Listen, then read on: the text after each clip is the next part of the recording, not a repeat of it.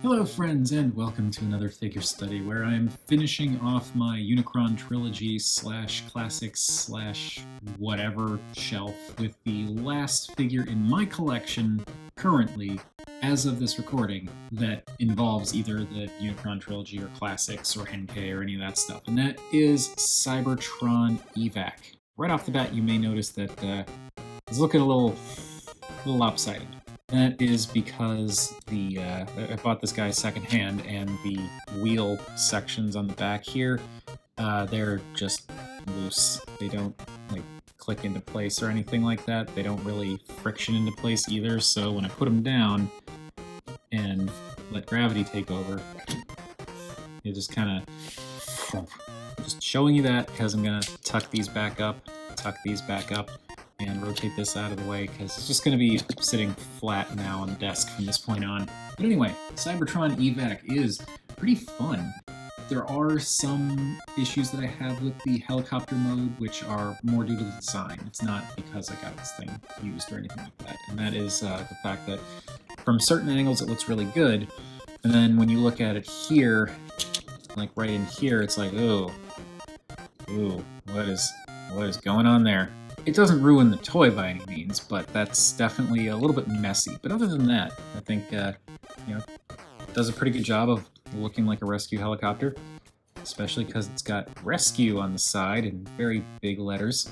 Also, whatever that says, if it says anything, I don't know. We'll zoom in editing and we'll see if it says anything. It does kind of get the feeling of a rescue helicopter across with this kind of bright orange and white and a little bit of this grayish blue that give it a easy to spot if you're trying to look for help in the sky kind of feel.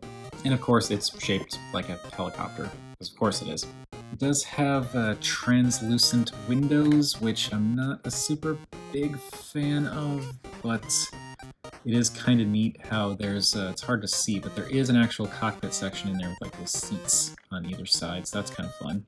Not necessary by any means, but that's entertaining in its own way. As far as other details go, there's just some kind of simple molded details throughout, and these kind of intakes up top here, and it's Cybertron, so it's not swimming in molded details, but I think what's there looks pretty good. And I do appreciate having the occasional bit kind of picked out in color to separate things out a little bit more. These little bits down here, strip up there. Pretty basic, but still very functional and respectable in terms of the deco. Now, in terms of gimmicks and accessory stuff, the really fun gimmick involves this button here, so I'm going to raise the camera up so that it's a little bit easier to take care of. But you push this button and it makes the helicopter blades spin. You can just keep pushing it and make those blades keep going, and I don't know why, but that's just very entertaining to me. They don't spin super long, but it's still fun. On this side, there's this thing that kind of gets in the way when you're using the landing gear. Even if these did stay how they're supposed to, you can see that this sits further down, so that's kind of irritating. You kind of have to angle it if you wanted to use the landing gear. Regardless, this is a rescue hook, and it just pulls out, it dangles down about that far, and if you push this red button, it snaps back up into place. And lastly, there is the Cyber Key gimmick, which is back here. From this angle, you can see you've got these what look like intakes and tubes kind of lined up here. Bring in the Cyber Key. That's how that looks. I like the deep blue color and then this kind of brassy, coppery detailing. But bring in the Cyber Key and plug that in. And whoops. Bring in the Cyber Key, and before attaching that, rotate this out of the way.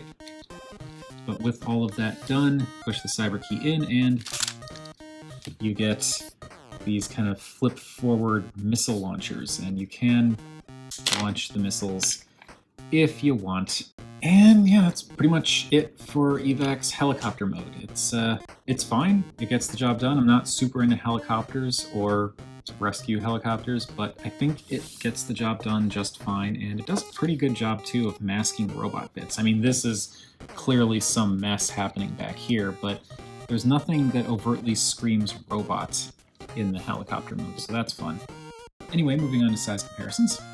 Here he is with the standard deluxe squad, and I'm just now realizing for this I probably should have changed things around and left downshift in robot mode and put Spinister in his helicopter mode, but oh well. But yes, here is how Evac stacks up. Let me get these out of the way.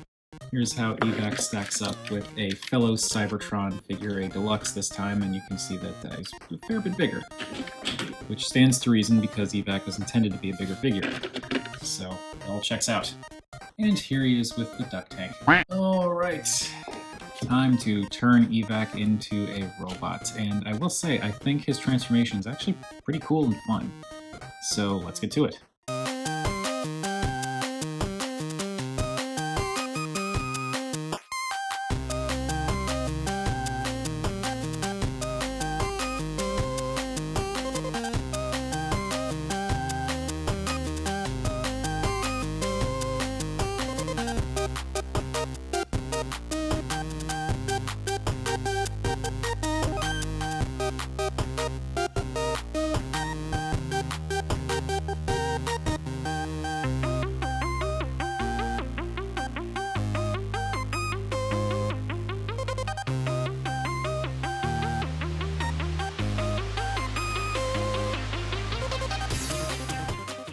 And here we have Cybertron Evac in his robot mode, and there is a lot more color happening now because of that transformation and the new reveal of this entire chest section.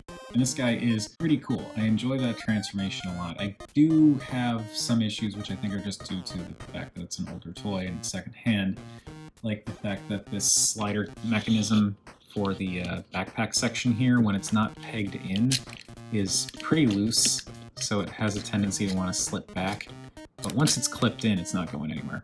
The only thing that stinks is if you want to bring it up for the sake of the gimmick, then you run the risk of things sliding back down when you're trying to do this. That's not great, but again, it's an older secondhand toy, so can't really fault that. And also, there's the fact that this stays attached to the arm, there's no way to take it off, so that kind of can get in the way of stuff. These back tail sections can also get in the way. You can, if you wanted to, leave them out, and that means they're less in the way of the arm stuff, but then you've got these things sticking way, way out of the sides, and I don't know if I really like that look, so back they go. But with them down, that hook thing, which is also attached to the arm, that kind of crashes into stuff too. So you kind of have to angle his arms a very particular way in order to get things to sit right. It's workable, that's fine. And yeah, what we're left with is a pretty darn cool looking robot mode. The proportions are pretty decent, especially considering it's a Unicron Trilogy figure. He does have the small thighs, large shins thing going on, which from the side it doesn't look too bad because it makes it look like his knee is down here, but it's actually up here. We'll see more of this in Articulation, but when you bend the knee, it's like tiny thigh again, and enormous boot again. I don't think it wrecks anything, but it's a little bit like, but yeah, it's overall pretty darn slick for what it is. The mold details, a lot of the stuff is the same that we saw in the helicopter mode, like the legs in particular are pretty much all helicopter all the time. But there is some extra stuff that's revealed now, pretty much from the knees up with the, well, not this chunk, but like the arms. This was all tucked inside, like this was the outside for the helicopter mode, so this is all newly revealed, and some nice molded detail in the biceps and the shoulders, even in the thighs and the waist section and that torso. I don't know why, but I really like the torso design where it's got this kind of ring or pipes coming down. I don't know why I like that so much, but I do. And I also like how the torso pretty much incorporates all of the colors from the design in some way or another, with like the orange plastic, but then the darker blue, the lighter grayish blue, white, and just a little bit of red in the chest. And it's a fun sculpt with a fun color.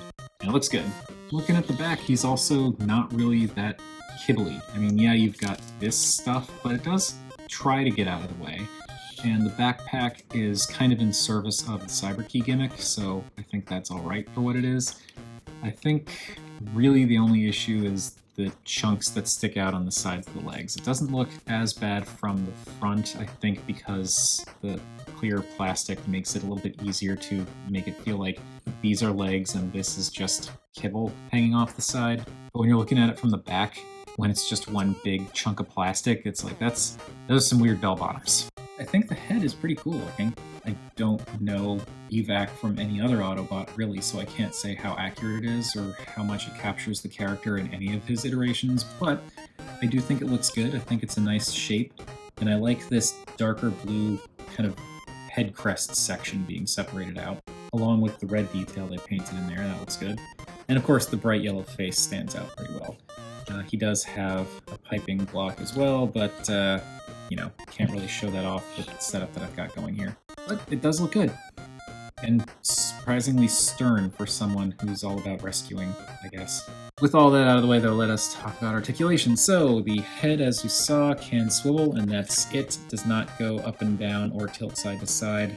It's just going to swivel. The arms can go around. They can technically do a full 360 if you have things straightened out so that it all gets out of the way of this chunk back here. But you kind of have to account for that. They can go in and out a lot, though, because of the way the design works for the transformation. You can go all the way up. And you also get a bicep that's just above the elbow. You also get an elbow that bends. It's hard to tell on this arm, but yeah, it's pretty much 90 degrees. And for some reason, I think just because of the shape of the bicep, when the elbow is fully bent, you can't rotate it out. You can rotate it in. I'm not going to do that again.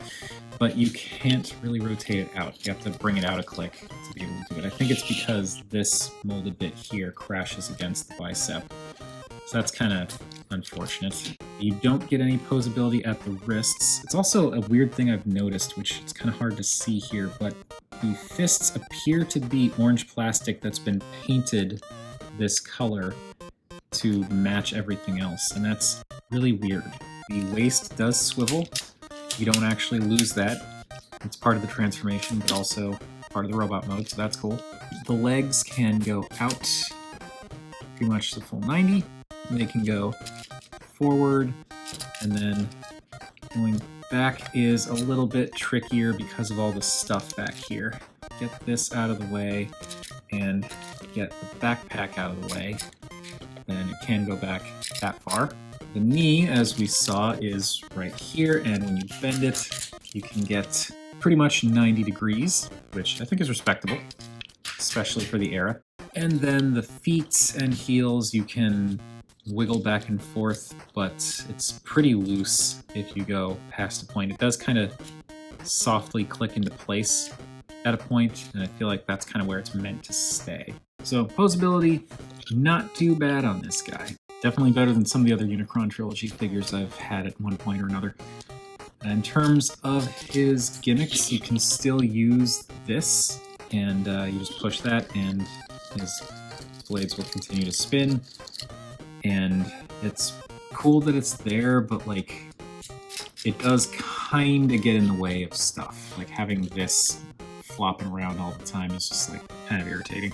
And then you also get this section here, which still works with the Cyber Key, so you can still pop that in and bumps into that, but you can raise the guns, and then you can also angle the backpack to basically give him the guns pointed over his shoulders. They can't point forward like entirely because of the geometry involved. It just doesn't really, like, it bumps into the back of his head.